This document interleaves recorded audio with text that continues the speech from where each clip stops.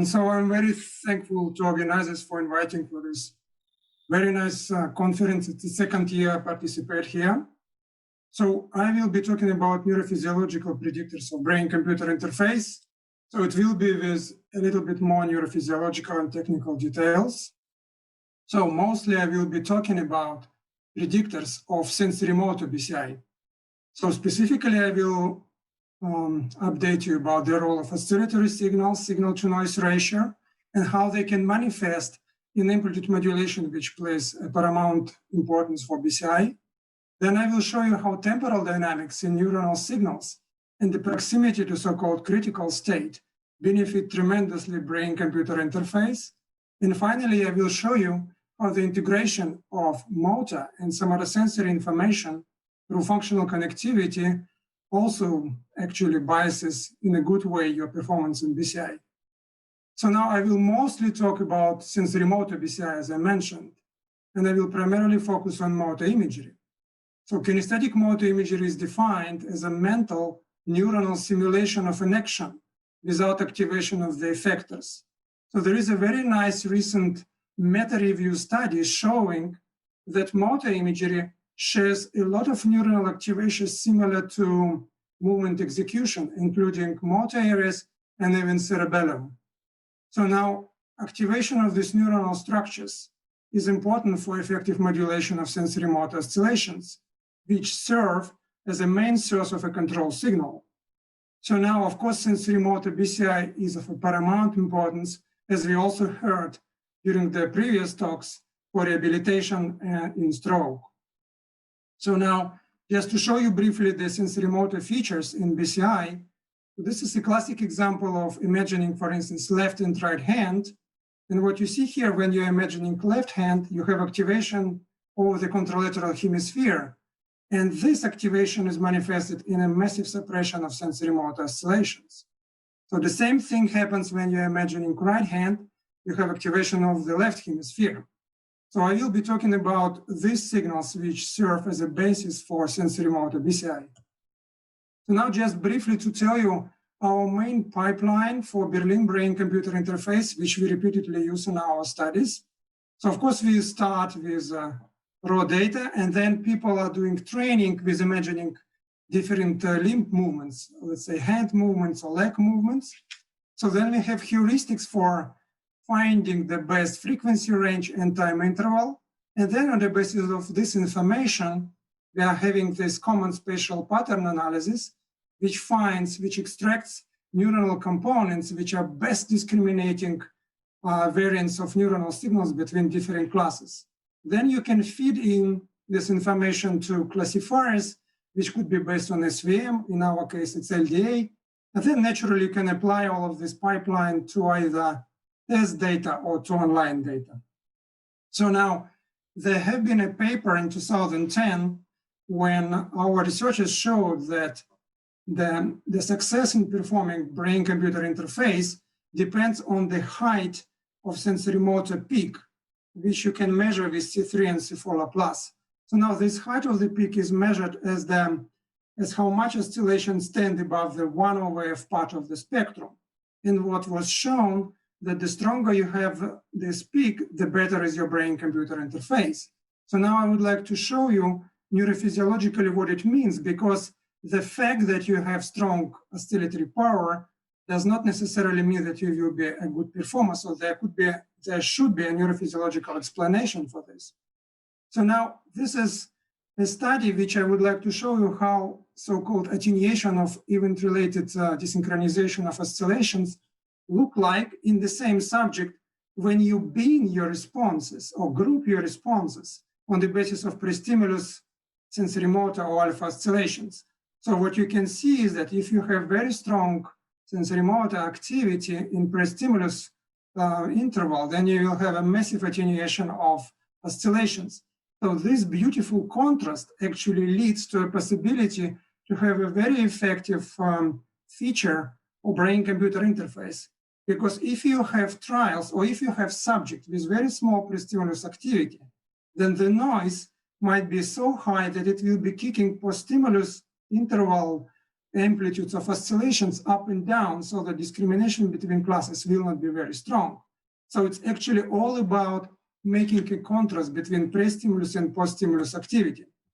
Just to show you it even further, so these are 80 subjects, and if you look at the training data, and if you measure SNR the way I just showed you, then you can see that signal-to-noise ratio is correlated, of course, with event-related desynchronization, which you can also see from this figure. The larger you have a peak, the stronger will be the contrast between pre- and post-stimulus intervals. So, of course, we replicate the previous results showing the signal-to-noise ratio predict your brain-computer interface performance.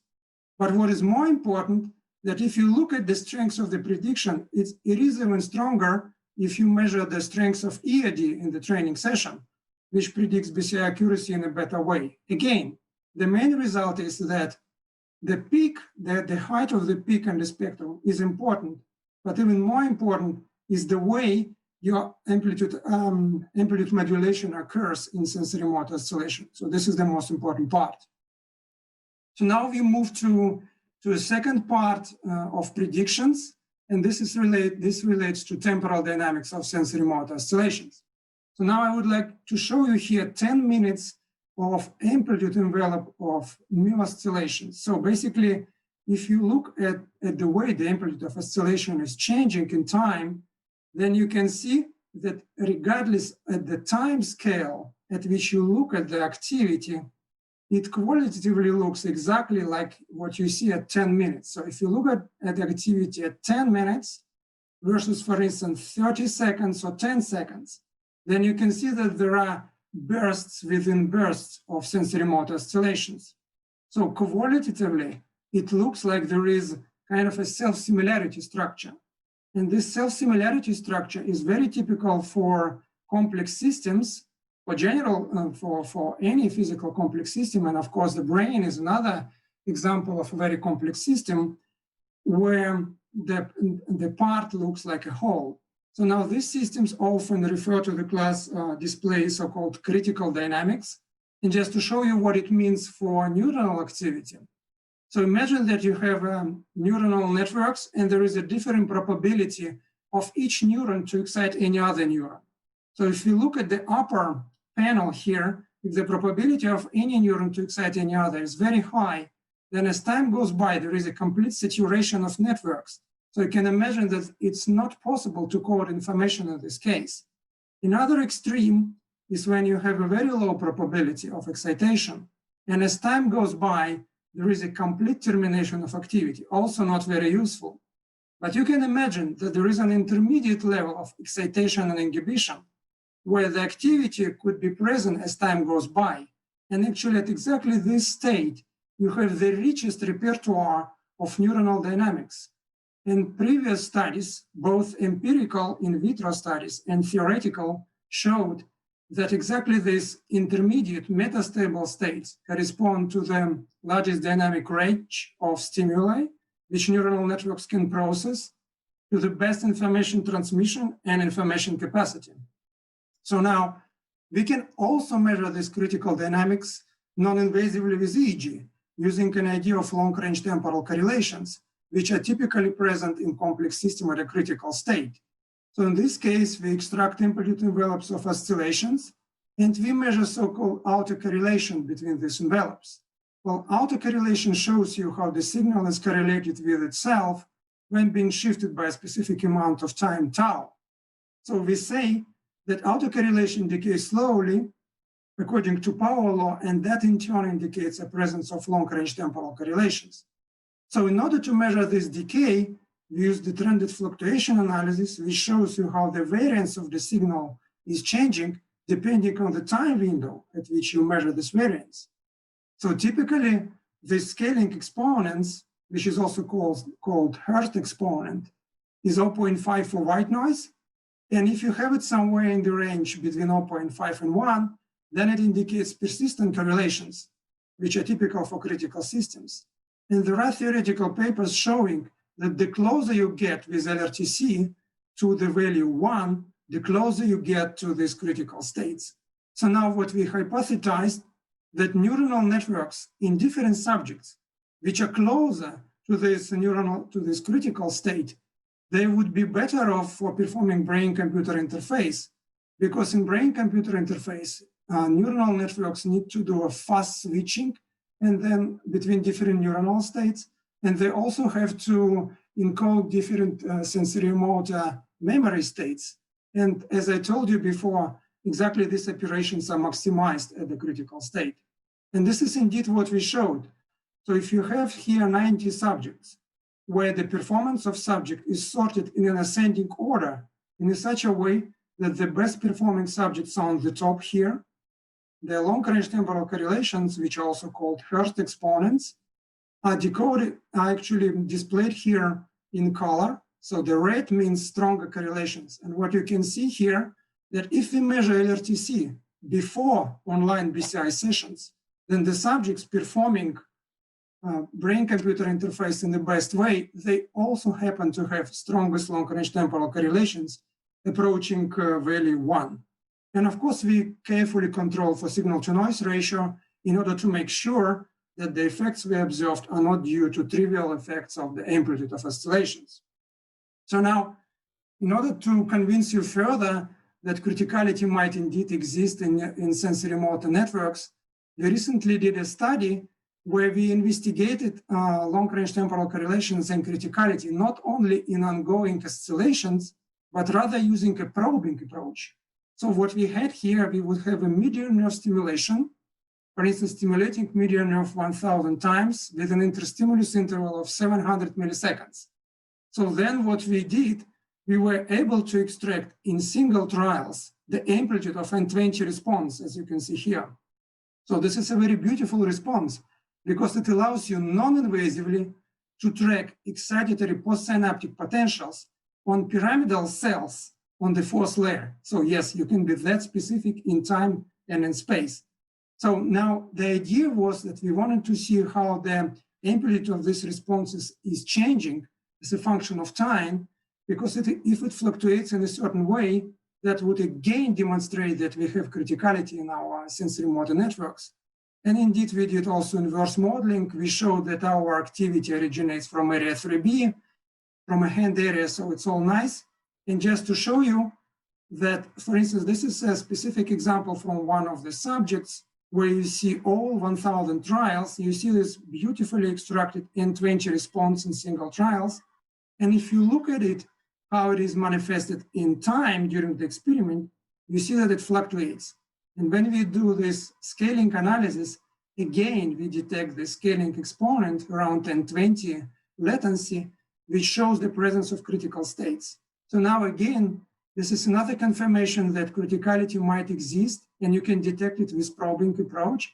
And in turn, as I showed you, it can benefit brain-computer interface.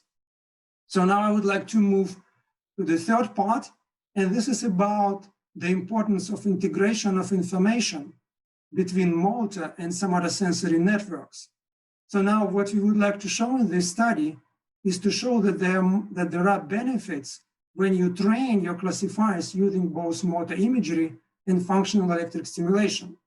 So what we did in this study, we had one training session where we would have motor imagery alone, where we would have functional electric stimulation of biceps, left and right, or tibialis anterior, left and right. And the third session, we would have a combination of motor imagery and stimulation.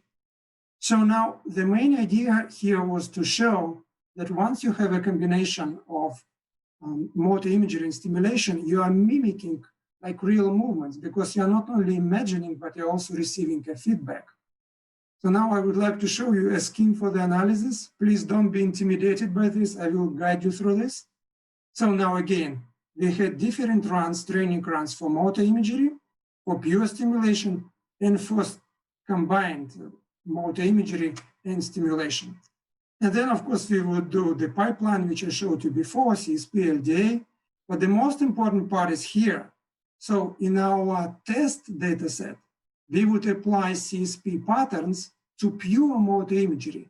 But we would apply CSP pattern, which we obtain either from motor imagery, from a combination of motor imagery and stimulation, or only from stimulation, as you can see here.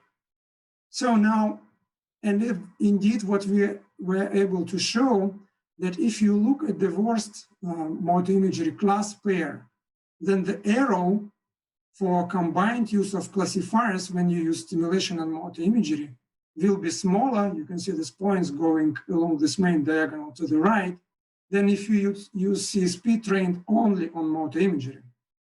So now, of course, we also use this in online scenario, again, where we showed that you have a benefit from using CSP trained on using both motor imagery and stimulation. So this indicates that simultaneous presence of both motor imagery and muscle stimulation provides stronger discriminative features, application of which can also be generalized to the testing set. So now, basically such sensorimotor integration is likely to be captured through the presence of connectivity between somatosensory and motor systems. And of course, we can measure this connectivity with EEG, for instance, using coherence, which allows you to see how different rhythms are coupled across different spatial locations. But before doing so, I would like briefly to tell you that whenever you hear any presentation about the connectivities with EEG or MEG, you should immediately ask about the effects of volume conduction. So just to tell you what volume conduction is for us. So even if you would have only 3 sources in the brain, which is completely unrealistic, and you have 60 channels. So because brain is a conducting tissue, you will see activity of each of the sources simultaneously in all of the channels. So you can see that source 1, red, immediately is visible by all other channels. So this is because your activity X, for instance, is just a mapping of your sources through some mixing or lit field matrix. So therefore, you need to get rid of these volume conduction effects, otherwise you will detect so-called spurious interactions. So, but just what you need to remember that volume conduction would lead to the appearance of the signals which would have either exactly the same phase delay, or phase delay will be flipped by exactly pi because of the polarity. So now in order to compensate for this, we of course use a coherence measure, but instead of using absolute part of coherency, we used imaginary part of coherency. And just let me briefly explain you what it means. So coherency is measured as the strength or as the magnitude of this vector. But what we are measuring, we want to have a situation when we do not have either zero lag between 2 sources or pi. And as you can see here, this would correspond to a situation when your imaginary part is non-zero.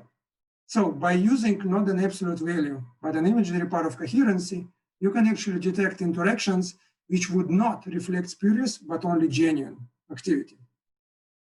So, and this is indeed what we showed in that offline study, that in case when you have a stimulation in combination with motor imagery, the connectivity is stronger for this session. And importantly, we observed that motor imagery connectivity can predict BCI performance. So the connectivity between sensory and motor areas is predictive of BCI performance. So, but now, of course, that study has been done only for offline data. So what we want to do, we of course want to show that it's relevant for online scenario. So now here we had 80 subjects. We would again look at the connectivity both between somatosensory cortex and motor cortex, but also between 2 hemispheres. So now, and we would like to predict BCI performance on the basis of connectivity measured before the online BCI performance. So now, of course, we would do the pipeline, like I explained to you before, but in addition, we would also control for the effect of signal-to-noise ratio, which strongly affects your connectivity measures. Because the stronger you have your peak of sensorimotor oscillation, the better will be your connectivity, because your phase portrait of the signal is very well defined. But I will show you that we also took care of this nuisance. So now, indeed, what we were able to show that if you use within hemisphere connectivity, then you can predict feedback accuracy. So what is important that we show that connectivity both in pre-stimulus and in post-stimulus is equally predictive of your BCI performance. That means that it's not task-related connectivity, but an already existing background connectivity which defines your BCI performance. So now to summarize this, I would like to show you the main ideas about the neural predictors. So I showed you that the strength of oscillatory sensorimotor peak through amplitude modulation of this oscillation can serve as a very good predictor of your sensorimotor BCI performance. I showed you that the temporal dynamics approaching a critical state is another good predictor for your good BCI performance. And finally, I also showed you that sensorimotor integration between motor and Samara sensory networks can also be a very useful indicator of your successful BCI performance. So now, as an outlook, I would like to suggest the following. So you can actually do stratification or selection of subjects and patients on the basis of oscillatory SNR, temporal dynamics, and connectivity. So for instance, if you would like to see who from stroke patients would benefit best from sensorimotor BCI, you can, for instance, assign these people to a more successful or less successful group. So now, but even though some of your participants or patients would not have these features, there are recent studies showing that you can enhance them. You can enhance both the amplitude of oscillations and the connectivity, and even you can actually get closer to critical state, for instance, using neurofeedback. So now I would like to show you colleagues who contributed to different parts of this study. Thank you, and I'm looking forward to your questions.